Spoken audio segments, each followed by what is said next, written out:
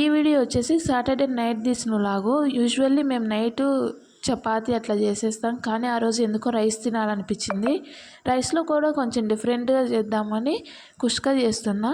అన్ని స్టేట్లలో అయితే తెలియదు, కానీ రాయలసీమలో కుష్కా అనేది ఒక ఎమోషన్. అన్ని స్టేట్స్కి కొన్ని ఫేమస్ ఫుడ్ ఉంటుంది కదా, అలా కుష్కా అనేది రాయలసీమలో one of the famous recipe అన్నమాట. అది ఈరోజు చేసేద్దాం సింపుల్గా. నేను కూడా యూట్యూబ్ వీడియో చూసే చేస్తున్నాను.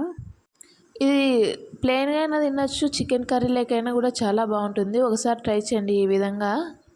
ఫస్ట్ ప్యాన్లో ఆయిల్ వేసి చెక్క, లవంగ, ఎర్రగడ్డలు, ఆనియన్స్, మిర్చి, టమాటా వేసి కొంచెం సేపు మగ్గనిచ్చి పక్కన పెట్టేసుకోవాలి.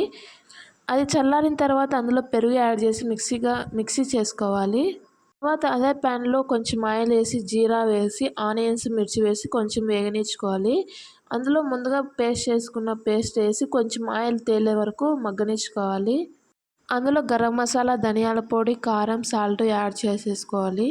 అలా అవన్నీ వేసిన తర్వాత 2 మినిట్స్ ఉండిచ్చి ముందుగా రైస్ కడిగి పెట్టుకుంటాం కదా, అందులో వేసి రైస్ కుక్కర్లో కుక్ చేసుకోవడమే.